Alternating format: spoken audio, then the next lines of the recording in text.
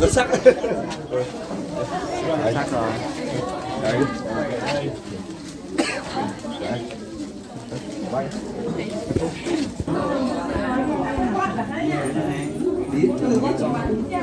Chắc cũng xong nhé.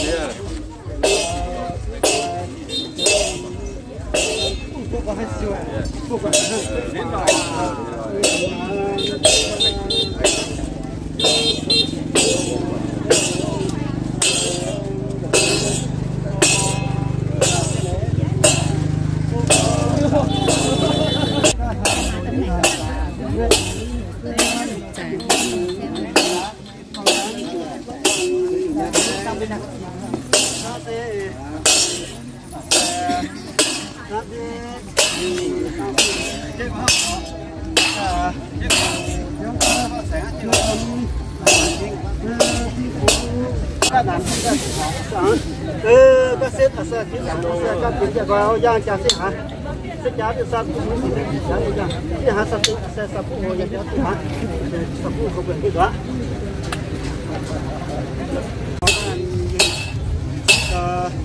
bác chủ hai phút để chủ cái nào đi sang công ty lo chính sang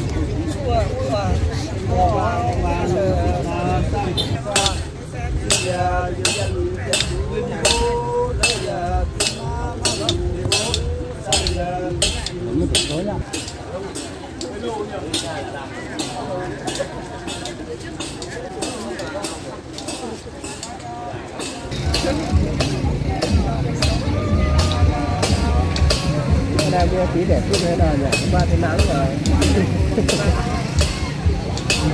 Mưa là có phúc đấy. Mưa có phúc nên là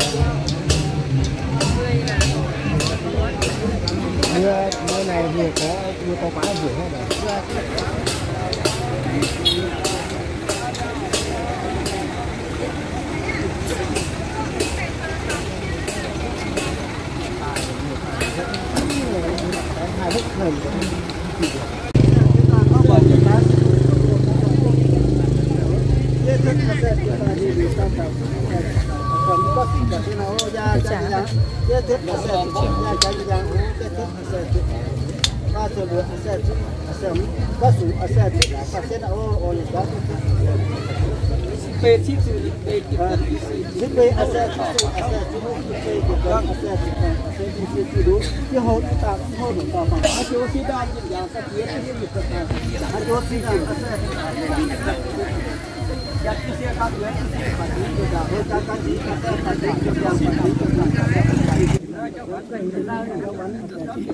Hiểu đi không?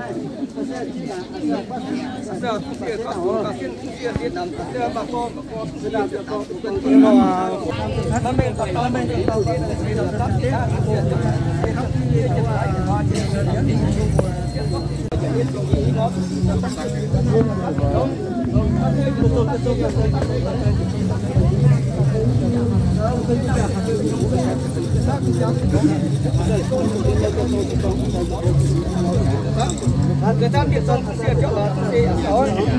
ở sao cho là ta vô ta chơi cái công chuyện ta vô cái vô cho là cái gì đó là cái gì đó tăng cho cái gì chẳng hạn bây giờ có cái gì cho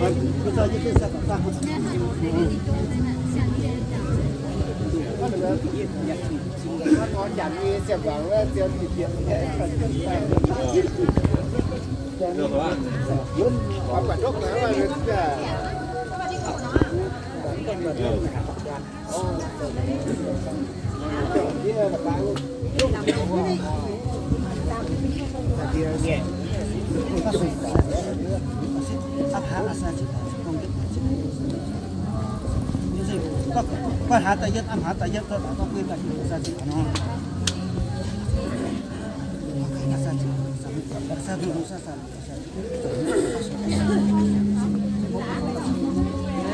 có quyền tay nhất, âm hạ tay nhất, có quyền là sa chịu phản, cái tay nhất sa phản sa hấp sa chịu nó. Một tí đi lên đừng quay đâu. Chân cá sang hạ tay, buộc tay ra cứ nghe. Asal tempat sejiat sudah asal tempat sejiat asal kita sekolah boleh ni tempat sudah berkat asal ni asal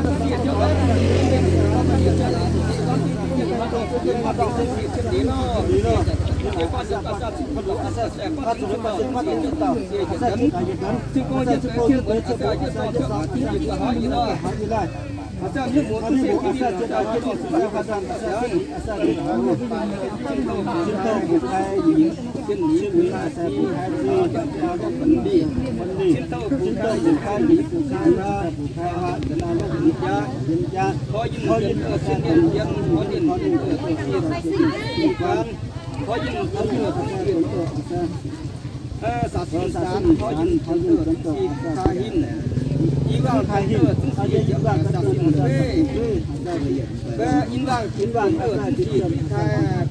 Iwan Thaihin, boleh tentu jadi tentu bantuan dân tôi đi đâu không đi xe mà đi xe không đâu mặc nó sai mà đây xếp trưởng đoàn ở đây xe đi mà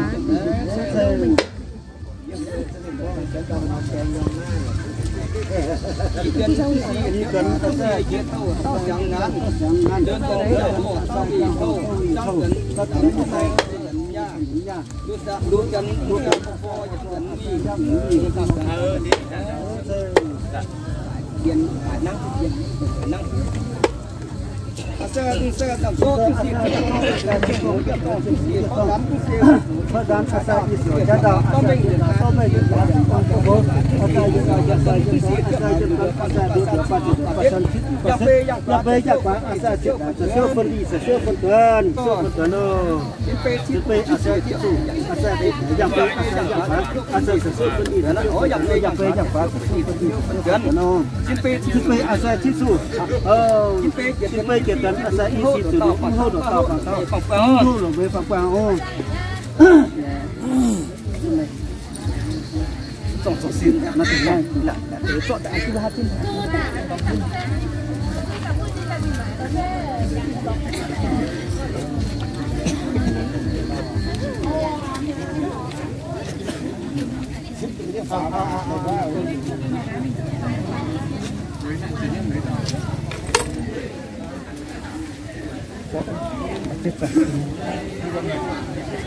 chuyên nhân chuyên phải là có ta hút xịt và bài gian trắng yêu hút xịt đào và tỏ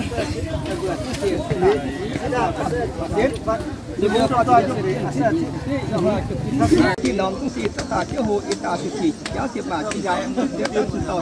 tỏ mê và cháu được tàu với cháu được về nên được tàu họ tàu mà tu về phòng phòng tu khi đình khi to họ tổng cũng được cũng được tổng cũng của sinh sản cũng đình khi biết là điều gì đến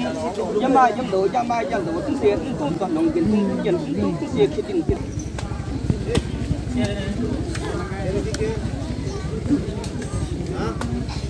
là tin cũng sẽ kiện ông thật tốt rồi trong tập này nhận nhận chỉ được cũng sẽ xịt và đã có ta sẽ xịt rất là tùng nó và tùng cũng là cái gì cũng rất được cần để cho xịt và họ xịt nó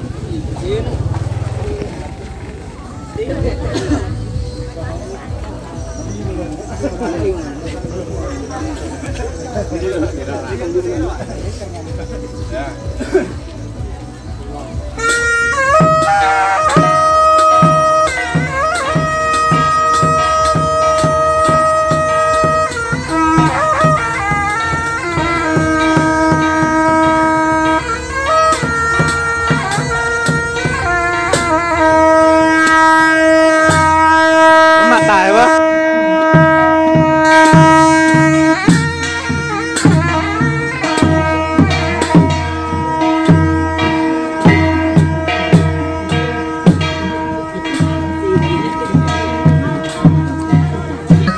để chuẩn bị đón khách và đang tiến về cổng đường hoa cưới của tư gia họ nhà trai chúng tôi là sự hiện diện của nhân vật chính, đó là cô dâu Trần Ngoan với sự hiện diện của tư gia họ nhà gái đến từ quê hương huyện Bảo Thắng, ông Trần Đức Việt và Hoàng Thị Duyên. Một lần nữa thì ban tổ chức xin được chúc mừng gia đình họ nhà trai hân hoan đồng nhiệt chào đón họ nhà gái. Xin mời quan viên hai họ bốn bên cùng di chuyển vào trong gia đình nhà riêng của họ nhà trai chúng tôi với một không gian trang hoàng lịch thiệp cùng tham dự tiệc nước tiệc thuốc tiệc trầu.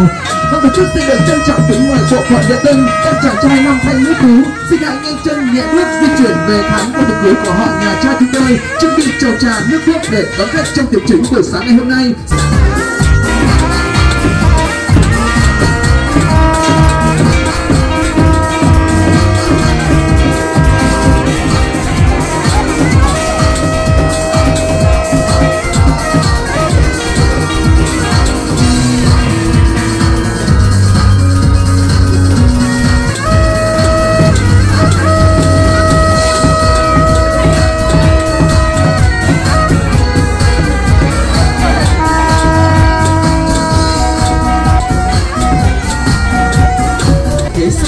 Mang cuộc sống hạnh phúc tình yêu với một không gian trang hoàng lịch thiệp và tỏa mắt cùng tham dự tiệc nước tiệc thuốc tiệc trà.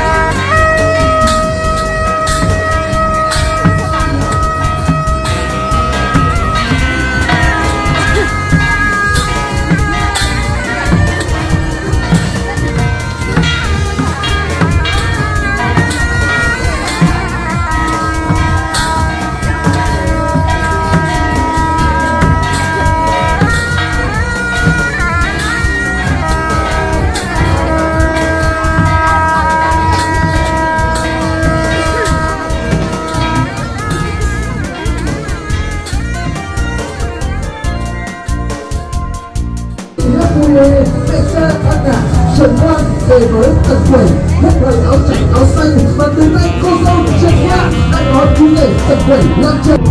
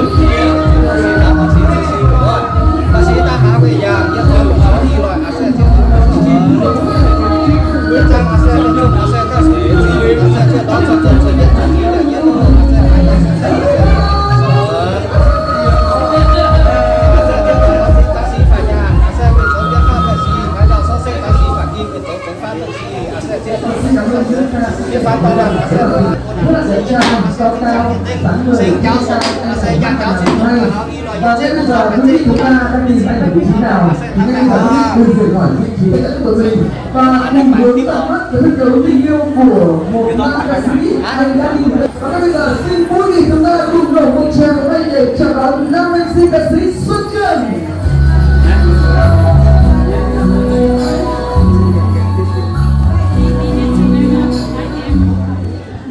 Xin chào và giới thiệu rất là dễ thương của anh Duy Sử Dũng. Đầu tiên tôi muốn xin thời gian vợ nếu mà tôi thì bác của tập thể của tôi ngày hôm nay lời chào thân lời nghĩa và một lời chúc tốt lành kính chúc quý vị cùng gia đình và các người mới trong năm 2021 an khang thịnh vượng, vui vẻ thành tài và toàn gia hạnh phúc.